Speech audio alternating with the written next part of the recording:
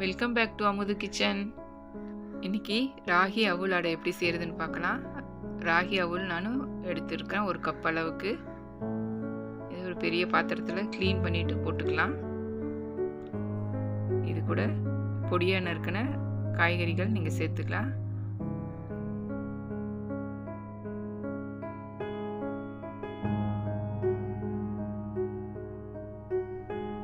ஈஸியாக வேகிற காயை சேர்த்துக்கலாம். அது கூட தக்காளி சேர்த்துக்கலாம். பொடியாக நறுக்கின கொத்தமல்லி தழை சேர்த்துக்கலாம். இது கூட பேபி கார்ன் சேர்த்துருக்குறேன். உங்களுக்கு வேணும்னா பச்சை பட்டாணி சேர்த்துக்கலாம். இது கூட தேங்காய் துருவல் அரை கப் அளவுக்கு சேர்த்துக்கலாம். இஞ்சி துருவல் 1 டீஸ்பூன் அளவுக்கு சேர்த்துக்கலாம். உப்பு தேவையான அளவுக்கு சேர்த்துக்கலாம். மஞ்சத்தூள் சேர்த்துக்கலாம்.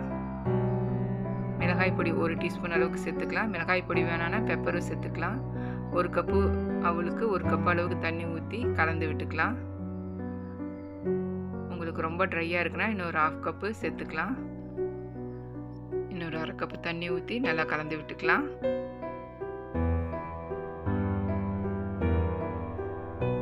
இது கூட ஒரு 1/4 to அரை கப் அளவுக்கு கடலை மாவு சேர்த்துக்கலாம். எந்த அளவுக்கு ஈரமாக இருக்கோ அதுக்கு தகுந்த மாதிரி சேர்த்துக்கலாம். நம்ம ஒரு அரை கப்பு தண்ணி விட்டு நல்லா கலந்து விட்டுக்கலாம். மாவு ரொம்ப தண்ணியாக இருக்கக்கூடாது, ரொம்ப கட்டியாக இல்லாமல் கொஞ்சம் அப்படியே கலக்கிற மாதிரி இருந்துச்சுன்னா கொஞ்சம் நாளில் உங்களுக்கு கட்டி ஆகிடும். இது கூட சீரகம் கலந்து விட்டு மூடி வச்சிடலாம். நல்லா கலந்து விட்டுக்கலாம். இந்த மாதிரி நல்லா கலந்ததும் மூடி வச்சிடலாம். 10 to 15 நிமிஷம் இப்படி இருக்கட்டும். அதுக்கப்புறம் எடுத்து கலந்து விட்டு நம்ம யூஸ் பண்ணிக்க முடியும். இதை நம்ம ஸ்டீம் பண்ணி எடுத்துக்கலாம். ஆயிலே சுத்தமாக வேணான்றவங்க இந்த மாதிரி செஞ்சுக்கலாம். ஒரு கிண்ணத்தில் இந்த மாதிரி நம்ம செஞ்சு வச்சுருக்க மாவை போட்டு அப்படியே அழுத்தி இட்லி மாதிரி வேக வச்சு எடுத்துக்கலாம். இதை கட் பண்ணி நம்ம சட்னி தொட்டுட்டு சாப்பிட்டுக்க முடியும். இந்த மாதிரி ஸ்டீம் பண்ணி எடுத்துக்கலாம். இது வெயிட் லாஸுக்கு டிசீஸை ரிவர்ஸ் பண்ணணும்னு நினைக்கிறவங்களுக்குலாம் இந்த மாதிரி செஞ்சு சாப்பிட்டுக்கலாம்.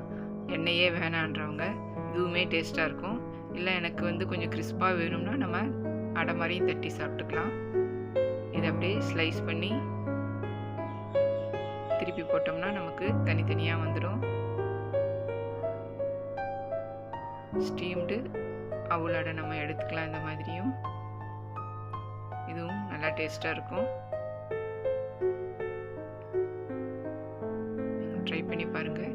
இல்லை நமக்கு வேணும்னா மீதி இருக்கிற மாவில் இந்த மாதிரி அடை மாதிரி தட்டிக்கலாம்.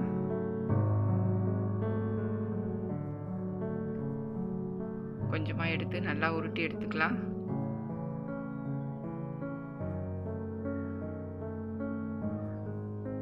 இது நல்லா அடை மாதிரி தட்டி வச்சுக்கலாம்.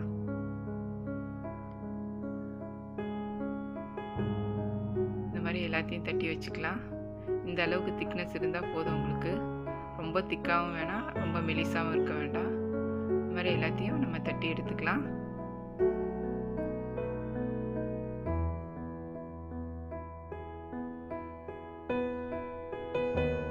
இந்த திக்னஸ்க்கு எல்லாத்தையும் தட்டி எடுத்துக்கலாம். இதை நம்ம மெலிஸ் அனலில் ஒன்றாவோ இல்லை 2-3 போட்டு கூட நம்ம வறுத்துக்கலாம். கொஞ்சமாக எண்ணெய் விட்டு பொறுமையாக வறுத்து எடுத்துக்கலாம். இது 10 நிமிஷமாவது ஆகும் நமக்கு 2 சைடும் நல்லா முறுமுறுன்னு வரத்துக்கு. நம்ம ஒன்றா வறுக்காமல் 2-3 போட்டு இந்த மாதிரி வறுத்து எடுத்துக்கலாம். வெயிட் லாஸ்க்கு சப்போர்ட் பண்ணுற ராகி அவுல் அடை ரெடி பண்ணியாச்சு. ரொம்ப டேஸ்ட்டாக இருக்கும். இது நீங்கள் ட்ரை பண்ணி பாருங்கள். வெயிட் லாஸ்க்கும் சரி, ஒரு டிசீஸ் ரிவர்ஸ் பண்ணணும் நம்ம, அதுக்கான டயட்டாகவும் நம்ம இதை எடுத்துக்க முடியும். டேஸ்டியான ராகி அவுல் அடை ரெடி ஆகிடுச்சு. இது நம்ம அப்படியே வெறுமாவும் சாப்பிட்டுக்கலாம், சட்னி வச்சியும் நம்ம சாப்பிட்டுக்க முடியும். நம்ம ஸ்டீம் பண்ண அடையும் நம்ம எடுத்து வச்சுக்கலாம். ரெடி பண்ணிவிட்டு சட்னி சாம்பார் அது கூட நம்ம சர்வ் பண்ணிக்கலாம்.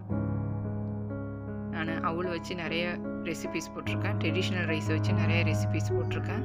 அதையும் நீங்கள் செக் பண்ணி பாருங்கள். லிங்க் எல்லாமே டிஸ்கிரிப்ஷன் பாக்ஸ்லேயும் ஐ பட்டன்லேயும் கொடுத்துருக்குறேன். இந்த வீடியோ பிடிச்சிருந்துச்சுன்னா லைக் பண்ணுங்கள், உங்கள் ஃப்ரெண்ட்ஸோட ஷேர் பண்ணிக்கோங்க, சப்ஸ்கிரைப் பண்ணி பெல் ஐக்கானை கிளிக் பண்ணி வச்சுக்கோங்க. அடுத்தடுத்து நான் போடுற வீடியோ நீங்கள் தொடர்ந்து பார்த்துக்க முடியும். டிஸ்கிரிப்ஷன் பாக்ஸில் ஹெல்த் வீடியோஸ்க்கான ரெசிபிஸ் எல்லாமே லிங்க் நான் ஷேர் பண்ணியிருக்கேன். அதையும் செக் பண்ணி பாருங்கள்.